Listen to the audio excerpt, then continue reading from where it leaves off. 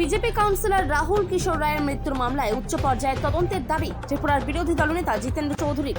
ত্রিপুরা উত্তর জেলা ধর্মনগরের বিজেপি যুব মোর্চার মণ্ডল সভাপতি ও ৫ নম্বর ওয়ার্ডের কাউন্সিলর রাহুল কিশোর রায়ের রহস্য মৃত্যুর ঘটনায় এবার সরব হলেন বিরোধী দলনেতা তথা সিপিআইএম রাজ্য সম্পাদক জিতেন্দ্র চৌধুরী।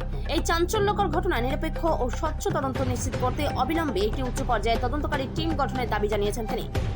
ত্রিপুরা থেকে বিক্রম কর্মকারের রিপোর্ট, বিগ নিউজ বাংলা। হ্যাঁ, এটা পত্রপত্রিকায় এবং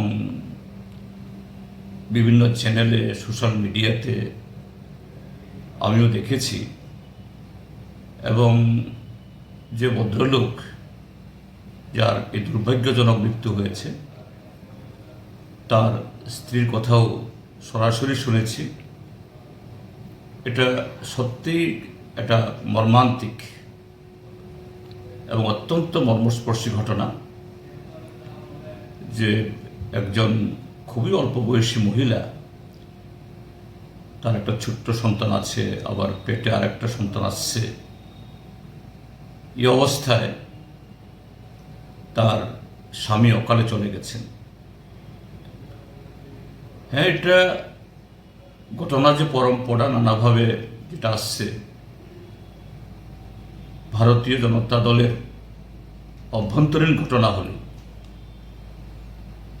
এটা যে পর্যায়ে পড়ছে, এই ভদ্রমহিলা যেভাবে সরাসরি তাদের দলীয় নেতাদের এবং এই উপনির্বাচনে যিনি বিজয়ী হয়েছেন তাকে অভিযুক্ত করে কথা বলছেন, এটা তাদের দলের অভ্যন্তরের ঘটনা হলেও এটা একটা খুবই মানবিক ব্যাপার।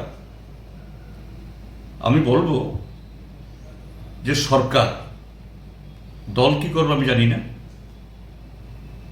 কিন্তু সরকার এটা সবার,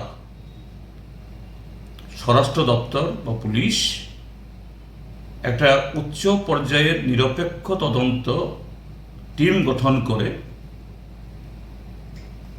কিভাবে এই ঘটনা ঘটল, অর্থাৎ যে ভদ্রলোক আত্মহত্যা করেছেন, যেটা স্ত্রী বারবার বলছেন যে না, তাকে আত্মহত্যা করতে বাধ্য করা হয়েছে, এটা তদন্ত করে এবং সেখানে এই মৃতর যিনি স্ত্রী তিনি কিছু নামও বলছেন, যারা অভিযুক্ত তাদেরকে উপযুক্ত তদন্তের সামনে নিয়ে এসে আইন মোতাবেক যা করণীয় এটা করা দরকার, কালক্ষেপ না করে। এটা না করা হলে পরে সমাজে এটা খুবই খারাপ বার্তা যাবে যে কোনো দলের ভেতরে এরকম কোনো অপরাধ, অমানবিক ঘটনা ঘটলেই সেখানে দেশের আইন কানুন ওইখানে অচল হয়ে যায় না।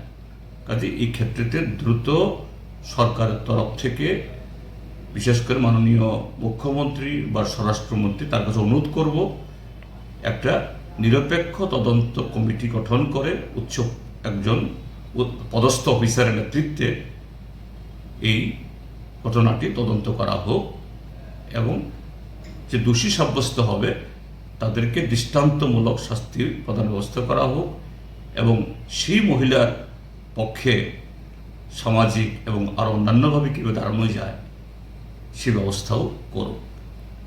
এটাই হলো আমার আবেদন।